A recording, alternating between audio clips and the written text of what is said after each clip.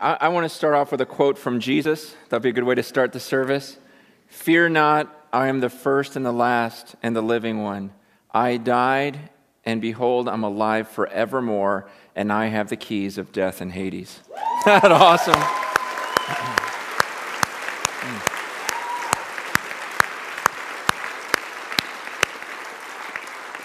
I just love that verse. I love it. Let's pray. God, that is so powerful. You're the only one who can say that. The only one. And that's why we're in this room, to worship you. In Jesus' name, amen. You can have a seat.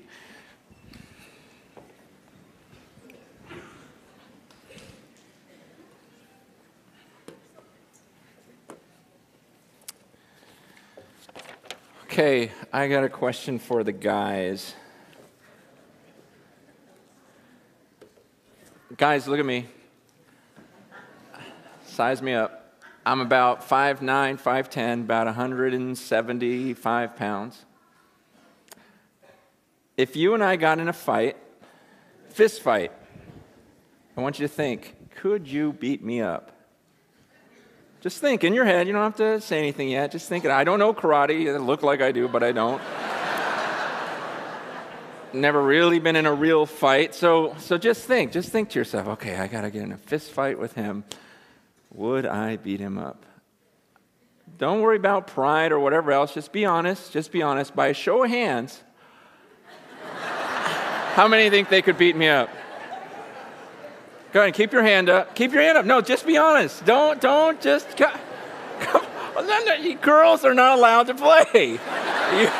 No. All right, go ahead. Keep them up. I want to see. You seriously, that's all the guys that Gerlach, you don't think you could beat me up? Serious? You're not sure. Come on. Bill, yeah, okay, fine. Okay. Well, John Pedro, he's blind. John.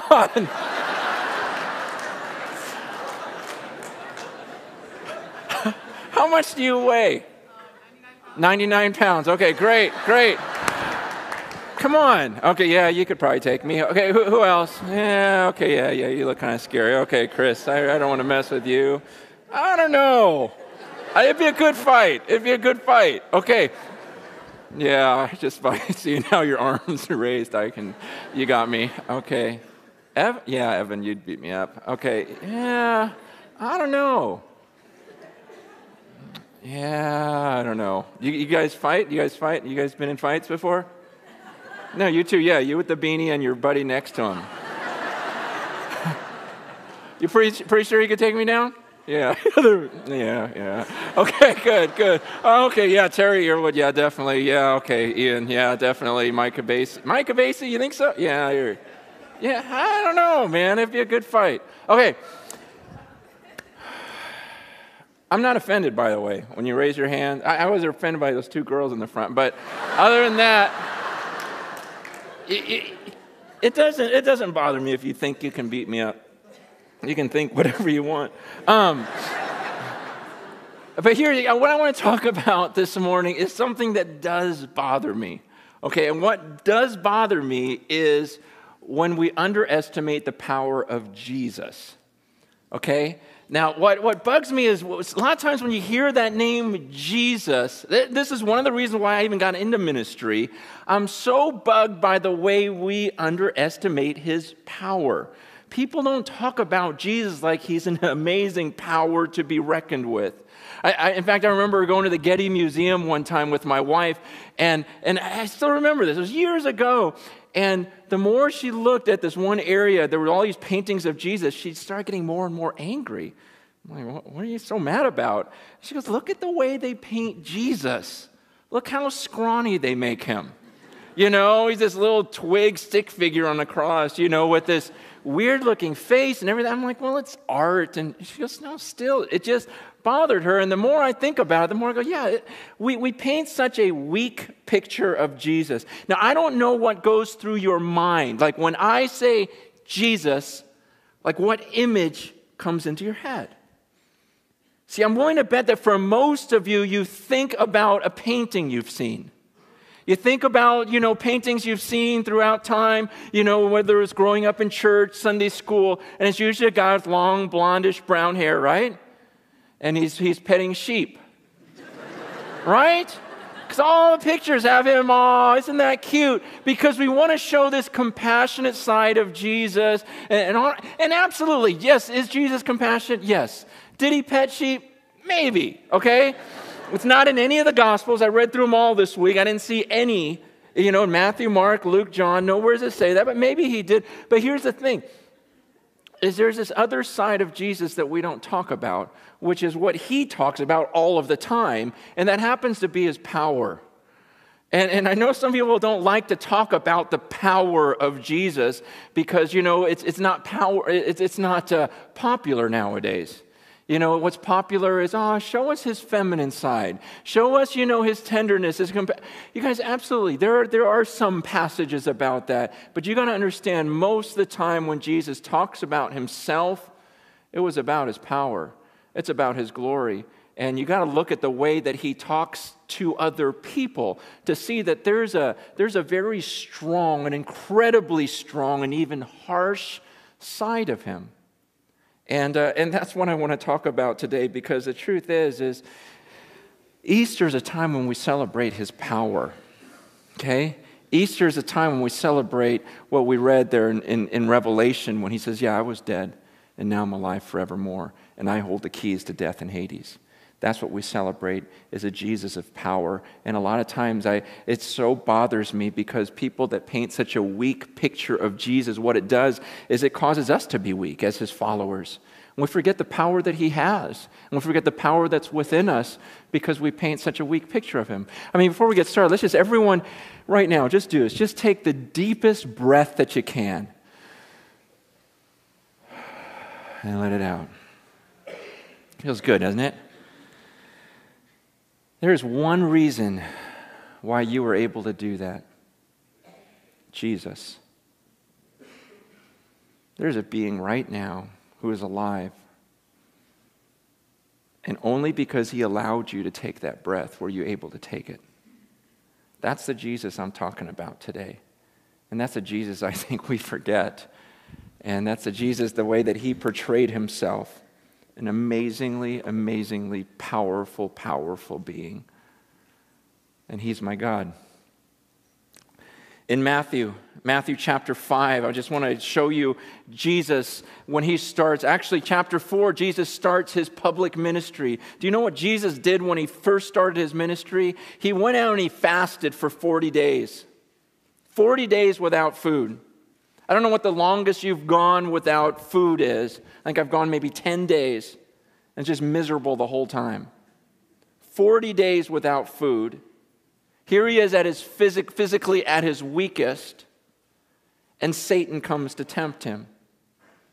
And when the devil himself comes to tempt Jesus, and when it's all done, Jesus says in Matthew 4, verse 10, Jesus says, "Be gone, Satan. Just get out of here." He says, "You shall worship the Lord your God, and him only shall you serve." In chapter 5, you have Jesus, when he starts his public ministry, he goes straight to the religious leaders.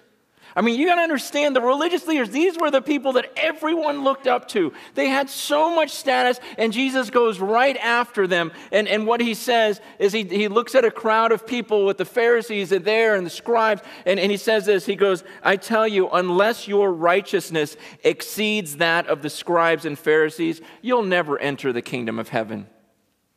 Do you understand how bold of a statement that is?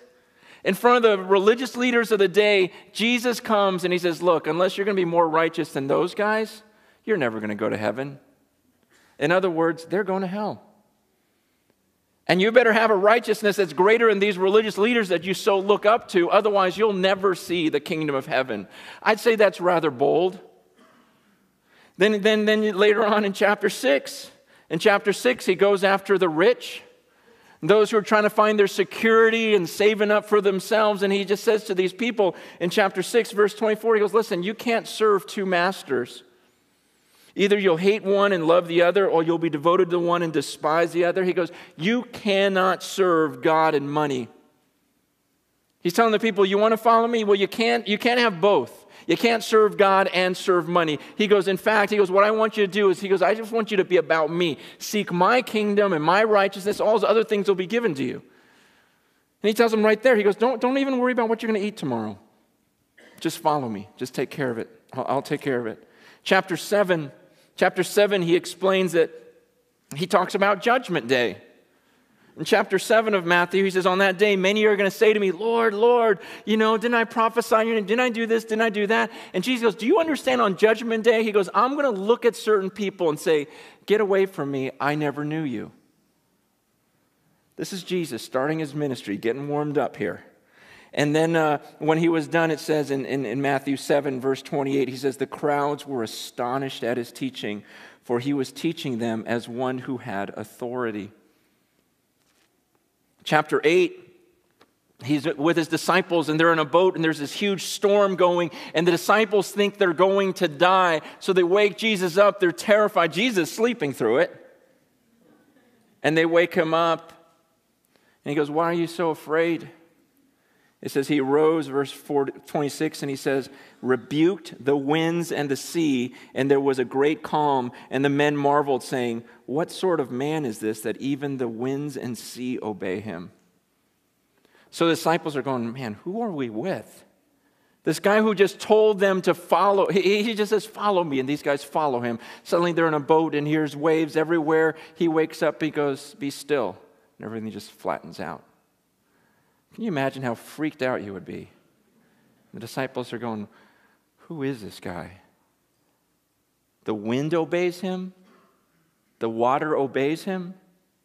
And then it says a couple of verses later that they go to this place. They came to the other side, next verse, the country of Gadarenes, and there's these two demon-possessed men. Two demon-possessed men approach, and it says that they were so fierce that no one could even walk by those two men. And here, this is stunning. It says, as Jesus passed by, suddenly they cry out. And suddenly the demons that are inside these beings cry out. And listen to what the demons say when Jesus passes by. They say, what have you to do with us, O Son of God? Have you come here to torment us before the time?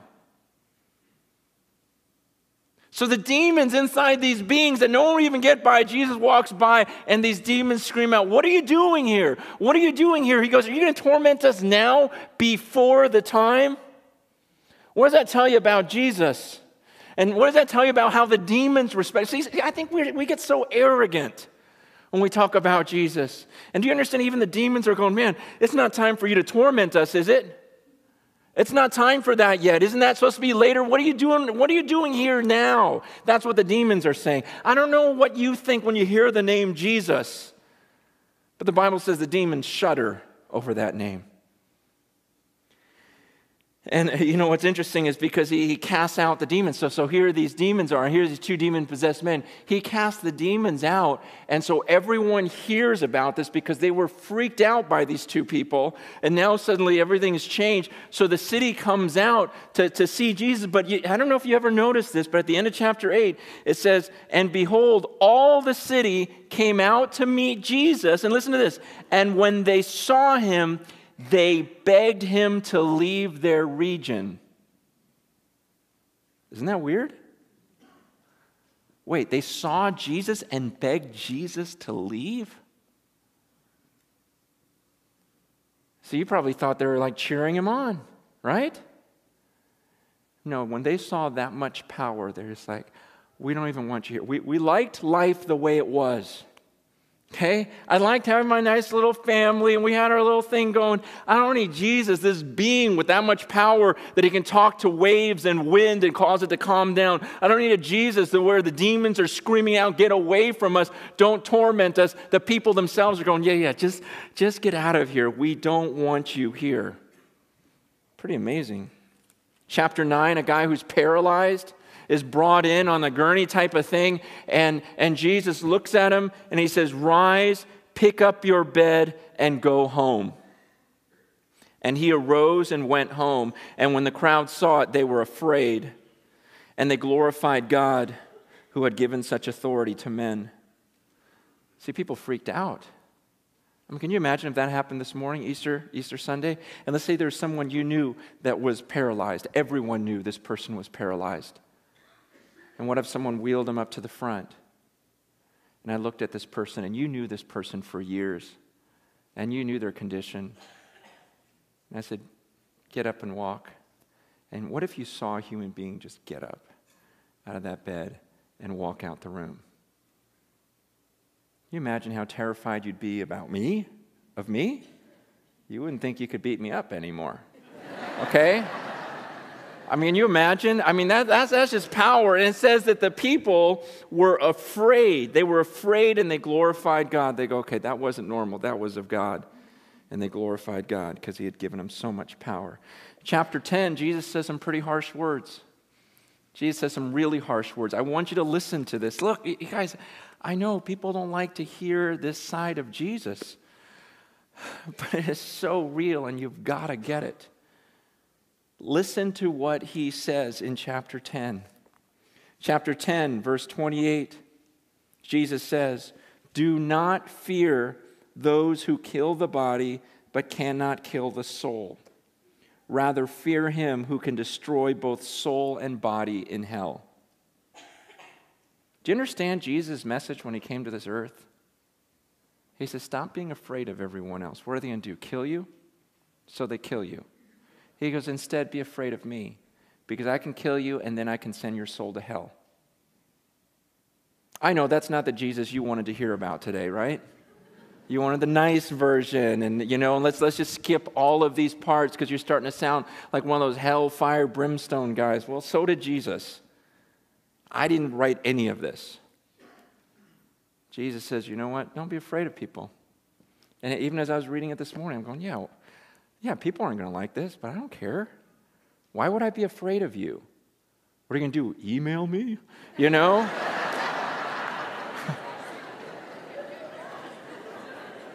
Oh, Jesus says, look, why are you afraid of people? What are they going to do? They're going to kill you? So you die.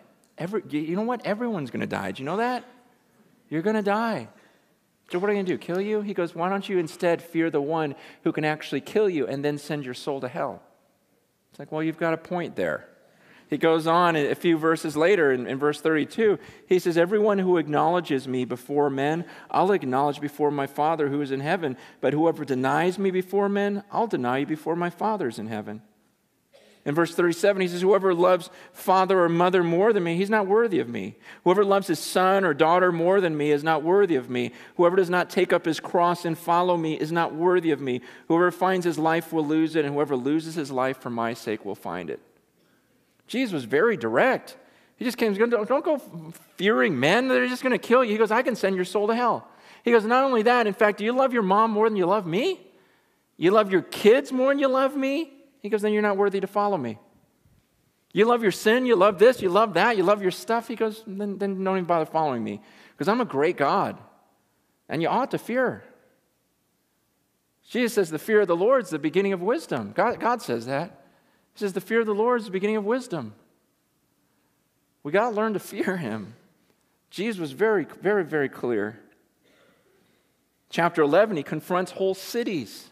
He looks at these cities, does all these miracles in them, and because they don't believe, he says, I'll tell you in verse 24, it'll be more tolerable on the day of judgment for the land of Sodom than for you. You guys remember when I destroyed Sodom? He goes, some of your cities, you guys are so cocky. You just, I do these things. And he goes, you still don't believe in me. He goes, I tell you, on the day of judgment, it's going to be worse for you than it was for Sodom. It's going to be so bad. This is Jesus.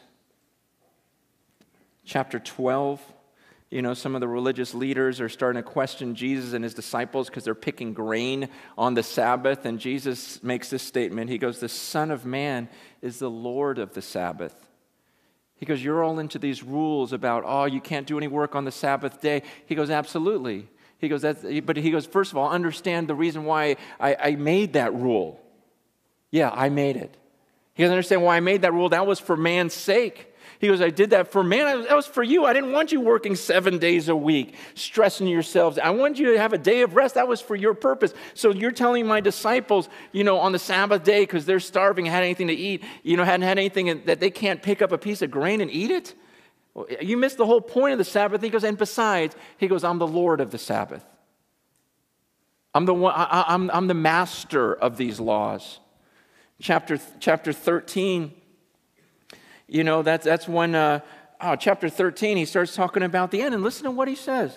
Chapter 13, verse 41. He says, "The Son of Man will send his angels, and they'll gather out of his kingdom all causes of sin and all lawbreakers, and throw them into the fiery furnace. In that place there will be weeping and gnashing of teeth."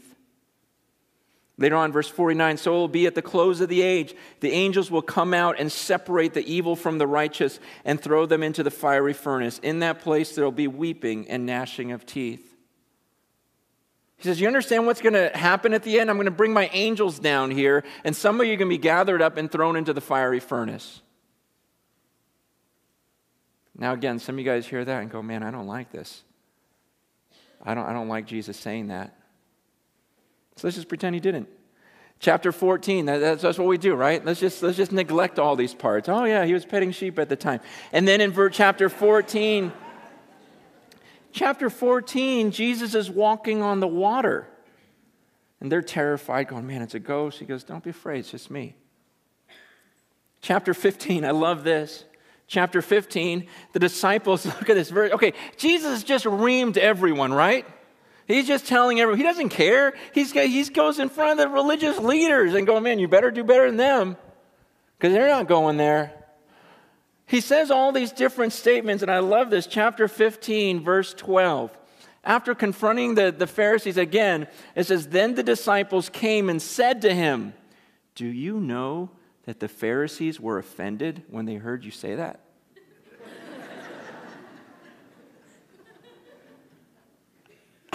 I just love that. Does it sound like Jesus is really concerned about offending anyone at this point? And they go, hey, you know what you said? I think that offended them. And so Jesus goes, oh, I'm sorry. No, that's not what he says. It's so funny because, not funny, it's sad, because in our arrogance, we think that our offense, reigns supreme. And people will tell me, hey, you gave that message, and I brought a friend on Easter, he was hoping for a little bunny to hop out and everything, and she was offended. He was offended. Why did you have to talk about Jesus being so strong? You guys, it's going to happen. You guys, it doesn't mean we change the message. Jesus, people are going to hate this message. People hated Jesus. Why do you think they nailed him to a cross? Because he was just kind and compassionate all the time? No, because he went against the culture of the day. He went against the religious leaders of the day. He went against the authorities of the day. And he told them, listen, I have authority to cast you into hell. And so you need to follow me. He told the people of that day who were like us, loved our families and everything else. He says, look, you love your families more than me. You're not worthy of following me. That's not a very popular message. Why do you think he got crucified?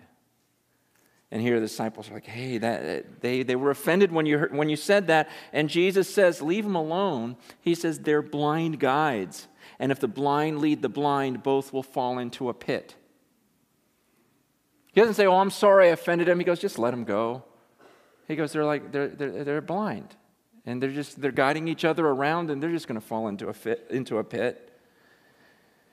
Chapter 16. I'm just going to go chapter by chapter. Chapter 16 is when he told Peter, he goes, you're Peter, and upon this rock I will build my church, and the gates of hell won't stand against this.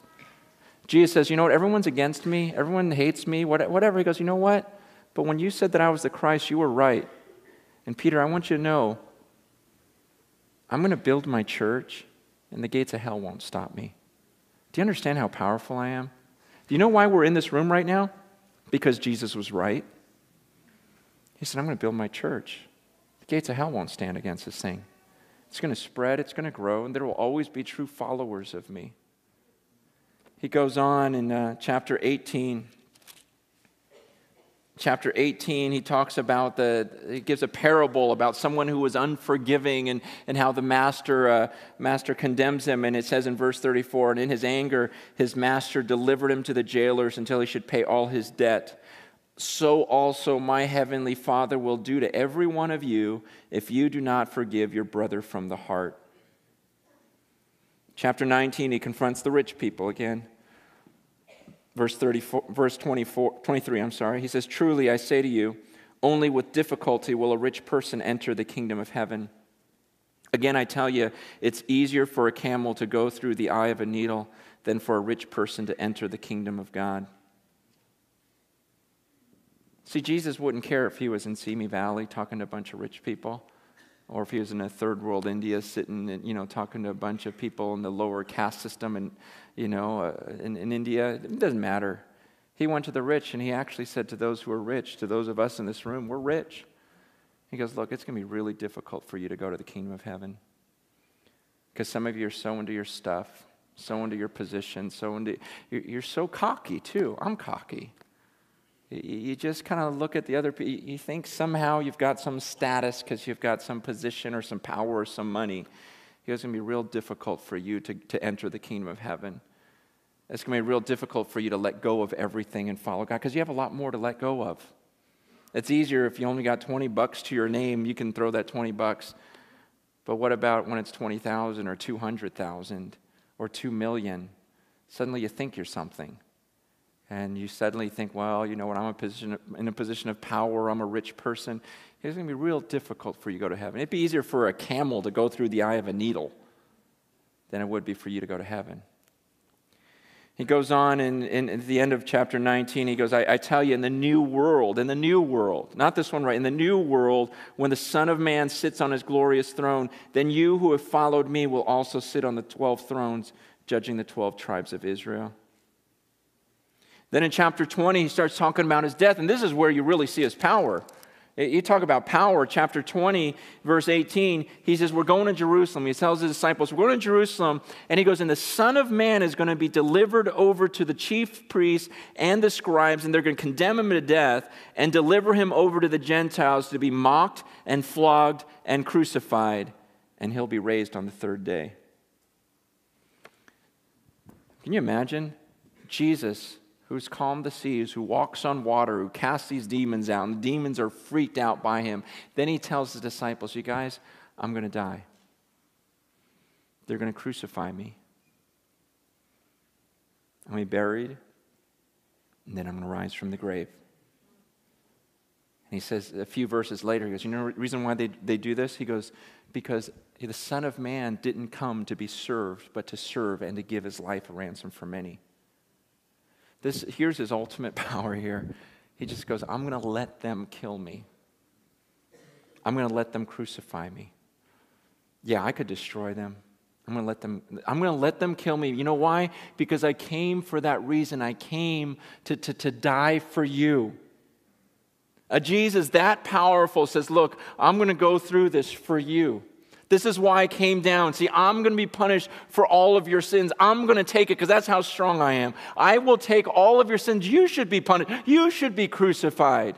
You should go to this fiery furnace that I've been talking about this whole time. You should go there, but I'm going to go to the cross for you. That's why I came. I came to serve you. And then after they kill me, I'm going to rise from the grave.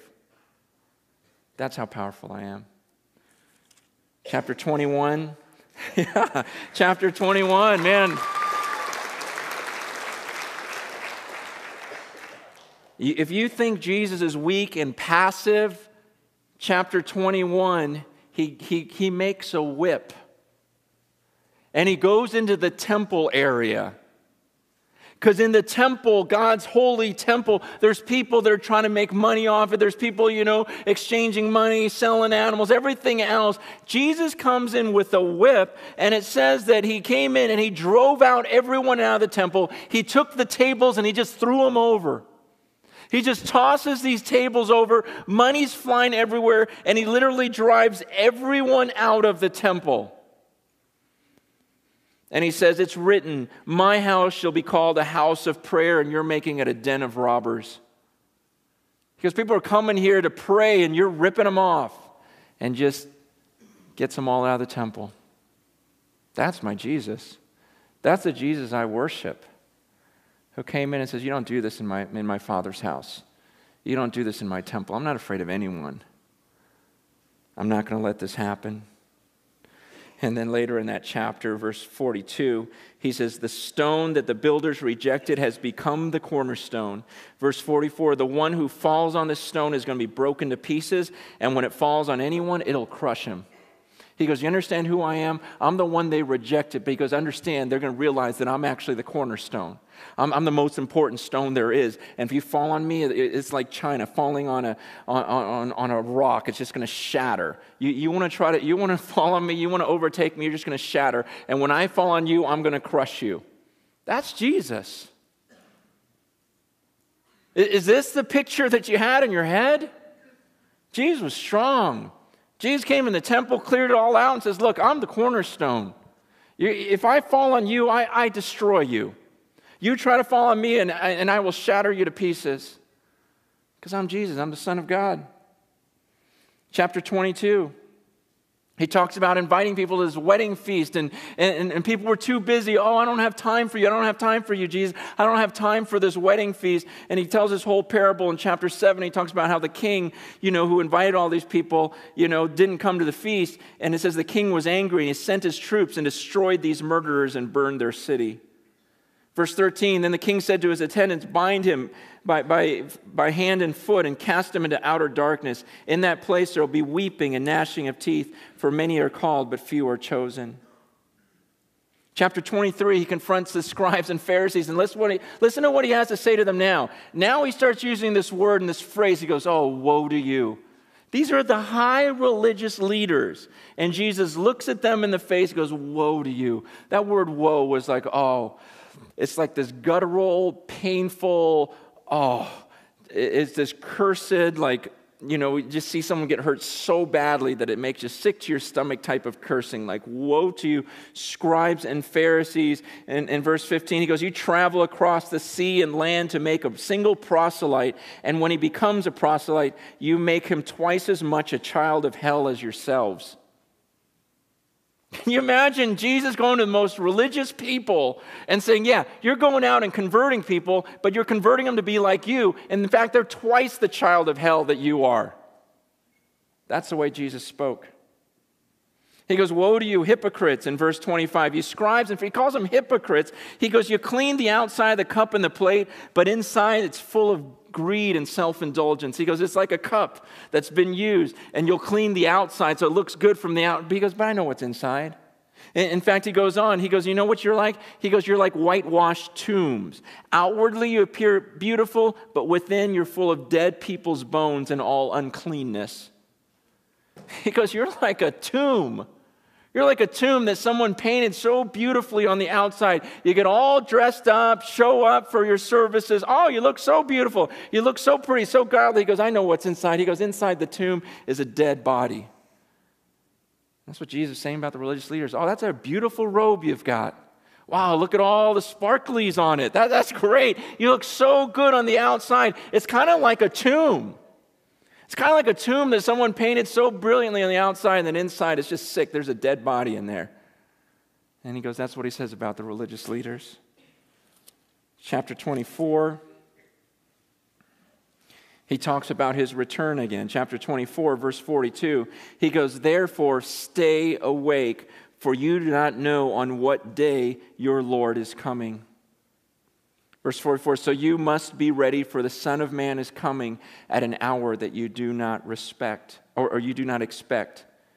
Verse 50, the master of that servant will come on a day when he does not expect him, and at an hour he does not know, and will cut him to pieces and put him with the hypocrites. In that place there will be weeping and gnashing of teeth. Jesus says, you better be ready. I'm going to die. I'm going to rise from the grave. I'm going to head back to heaven. And then I'm going to come back any time. He goes, I'm actually going to come at a time when you're not ready for me. He goes, that's why I'm saying stay awake, be ready for me. He goes, it's like a master who comes back and sees his servant screwing around. He goes, what's he going to do? He's going to cut him to pieces. He goes, in the same way, you need to be ready for my return.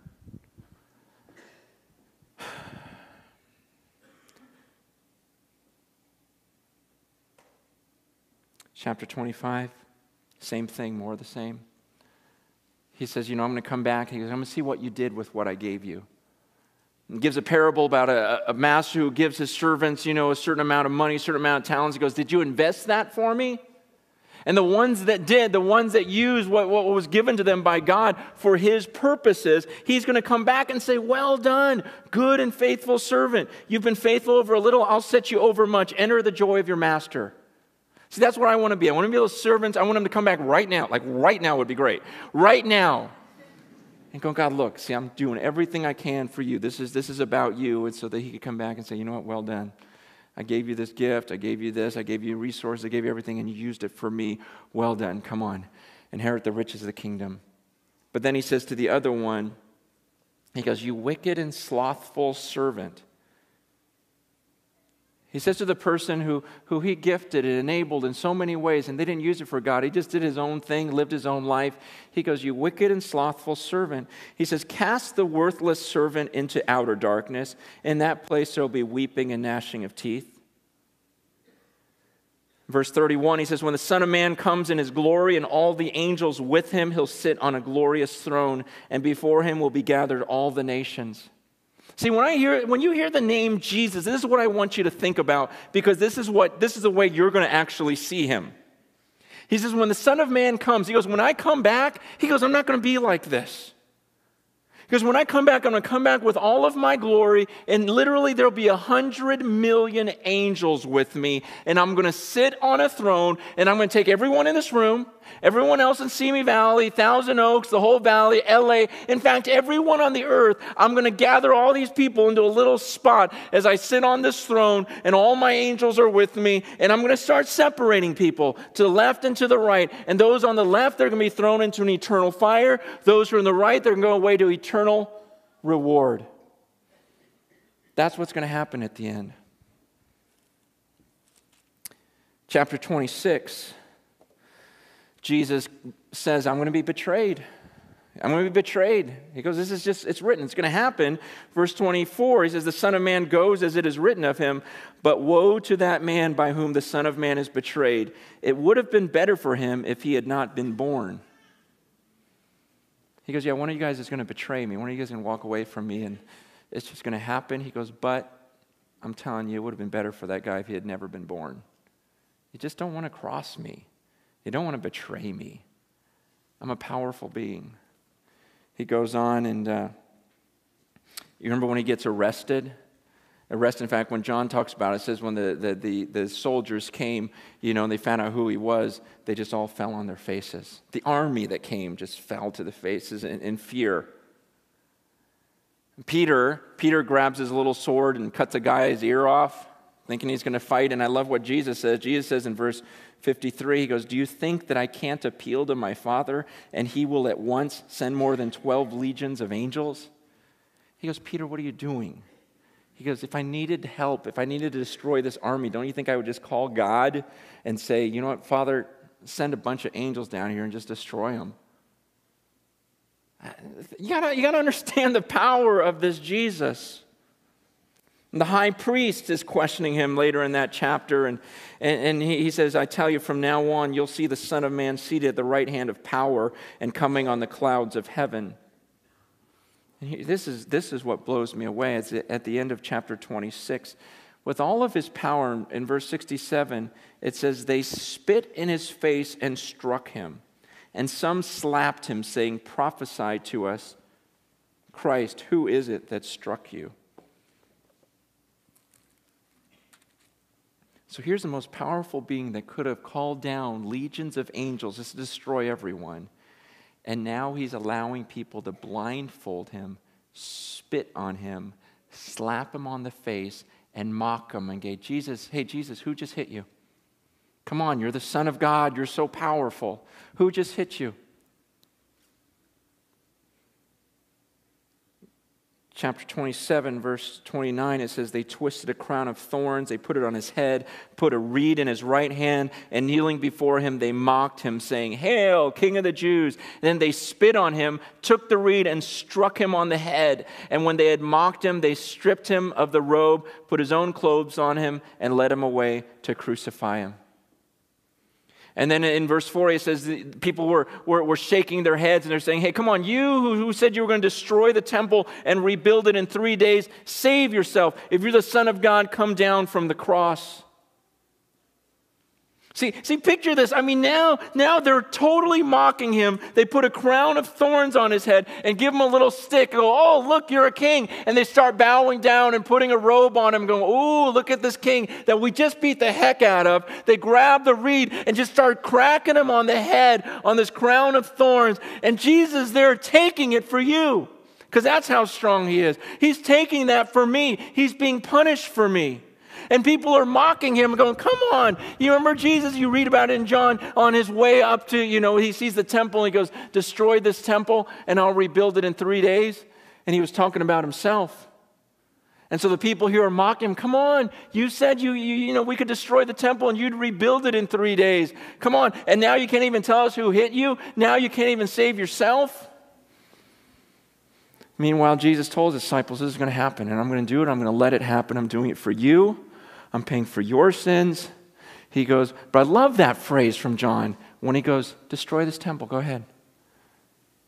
And I'll bring it back to life in 3 days. That's awesome. He goes, go ahead, kill me. And watch what I do. I'll come right back to life. And sure enough, as he's crucified, then you've got chapter 8. Chapter 28. I love chapter 28. I hope you love chapter 28. Because he's crucified, he's put in the tomb. The women come to the tomb, and there's an angel here saying, he's not here anymore. He's risen. Didn't he tell you? He told you he was going to rise again. They start running. I love this. Okay, look at this. They start running. They departed quickly and ran to tell his disciples, verse 8. Look at verse 9. And behold, Jesus met them and said, greetings. Can you imagine? I mean, think about this. Here's this Jesus that everyone rejected. He goes, I tell you, I'm going to come back, and anyone that messes with me, I'm going to crush him. You know what? They're going to go ahead and I'm going to die for your sins. They're going to deliver me over to death. They're going to mock me. They're going to crucify me. He goes, but you destroy this temple. It's going to come back in 3 days. I tell you, I'm coming back. It's not over. It's not the end of the story. The gals go to the tomb. They don't find him. They walk away, and he just goes, hi. And you go, oh, that is so insane. That is so powerful. And that's my Jesus. Understand? That's the Jesus I worship. That's the Jesus I bow to, who says, look, go ahead, destroy me. I'll come back. I'll come back. And then he tells these gals, he goes, okay, now get all the disciples, get them all together because I have something to say to them. And all the disciples come together. And the last couple of verses of Matthew, Jesus says in verse 18, all authority in heaven and on earth has been given to me. Go therefore and make disciples of all the nations, baptizing them in the name of the Father, the Son, and the Holy Spirit, teaching them to observe all that I have commanded you. And behold, I'm with you always, even to the end of the age. It's the last thing he says before he sends into heaven. He goes, okay, I want you guys to go now. And now I want you to tell people to follow me. Make disciples, that's followers of all the nations. He goes, I don't want them just, give me a little bit of their life to you. I want you to baptize them, immerse them. That means to dip, to immerse. He goes, baptize them in the name of the Father, Son, and the Holy Spirit. Have them just and come into me and let me just consume them. He goes, and teaching them what? To pray a prayer and ask me into their lives? No, he goes, teaching them to obey everything that I commanded you. And lo, I'm with you even to the end of the age. He goes, what I want you to do? I want you to go from here. Here's Jesus rise from the grave after that whole life. And he goes, now get out of here. Go tell people who I am and get them to follow me. Teach them to obey everything that I commanded them. He goes, and I'll be with you even to the end of the age. Now,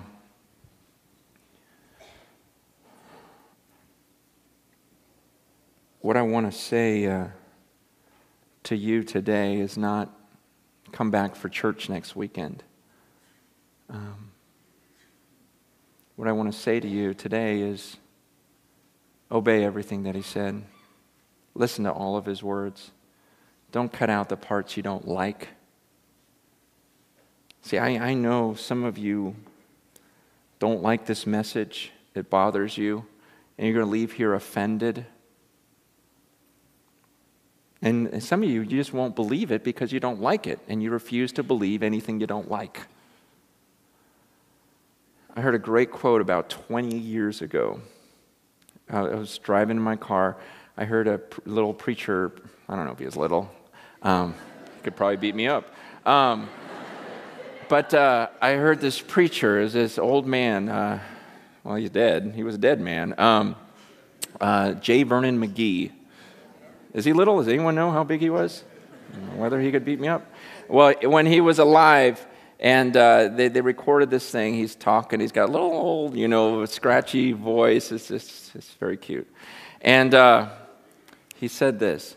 He goes, "This is God's universe, and he does things his way.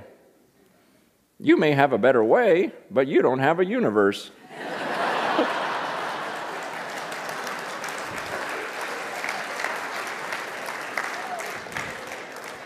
That pretty much sums it up.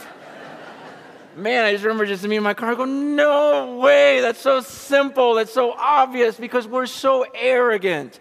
And going, man, I don't think Jesus should have said all that stuff about hell. I don't think Jesus should have had any right to go to the religious. I don't think, because you know what? You may just be so brilliant. You've got a better way, don't you? You don't have a universe. And Jesus Christ is the Lord of this universe. And the story isn't even over there, because like we said in Revelation 1, I'm going to put the verse on there again. Jesus appears to John later and says, "Fear not, I'm the first and the last, the living one. I died, and behold, I'm alive forevermore, and I have the keys of death and Hades." Do you understand when Jesus said this? Jesus said this after rising from the grave, after ascending into heaven. He comes back in his glorified state and he starts talking to John. In fact, John sees him. He goes, man, his eyes were like fire. His tongue was like this giant sword. He goes, when I saw Jesus in his glorified state, he goes, I fell over like a dead man. And Jesus comes over and he says, hey, don't be afraid. Don't be afraid. Why? Fear not. He goes, it's me, Jesus. You know, the one who died and is alive forevermore. You know what I love about this verse? Fear not. Because I look at that verse, I go, yeah, that's right, I'm not afraid. Why would I be afraid? I'm on his side. I'm excited that he's that powerful. See, when we understand Jesus is a powerful God, that's all to our benefit. Suddenly I'm going, man, yeah, that's right. This is the God who holds the keys to death and Hades. He determines who's in, who's out. He determines who breathes, who doesn't. This is Jesus, and he's on my side. I have no fear. I don't fear, what you might say after the sermon. I think about him in heaven. I think about him returning one day and being ready for that. And not fearing because he's on my side. See, a lot of us, because we don't dwell on the power of God, we live our lives in fear. We live our lives in shame. We fear the future. Oh, what's going to happen to me? We fear other people, what they think of you. It's all because you don't quite understand the power of Jesus Christ. But when you understand his power, his resurrection power, and he's the one that holds the keys to death and Hades, you go, okay, and that's my God. That's my Savior. I've got nothing to fear. Nothing to fear this morning. And I hope you can say the same thing. Because Jesus Christ is risen today. He's alive. He's with me. He's inside of me. There is nothing to fear whatsoever. I'm going to have the worship team come up, and during this time we're going to sing some songs to Jesus. And as we sing these songs, I want you to think about who you're singing to. As we sing these songs, there may be some of you that say, you know what, I'm actually scared of him. I never heard all this stuff about him. I thought that was just old-time preacher guys. I didn't know that was still in the Bible. I thought we took it out. Still there, same Jesus, yesterday, today, forever. He'll always be that way. It's just the way he is. And you're going, man, I didn't realize that. I don't know that I'm on his side. I don't know that I've ever decided to be baptized and to follow him. You can do that today, and I hope you do. During this worship time, as the rest of us are singing, maybe you need to pray with someone and just make sure you're on his side and ready for his return. And there'll be people up here right in front of the stage here, in front of the prayer room, to pray with you. You can get baptized after we sing and say, you know what, Jesus, I'm committing to you, and I want to follow you now. I want to be on your side and follow you for all of eternity. And that's your desire, then as we sing this, then come forward and pray with someone and get baptized. Or maybe you just need some prayer because the lack of power in your own life shows you that Jesus really isn't in there. And let's pray for that. But the rest of us, we're going to sing a song about the power of Jesus, of Almighty Jesus, and let's just focus on him and think about who we're singing to. In fact, go ahead and just bow your heads and picture Jesus on his throne with all of his angels with him. And let's sing to him.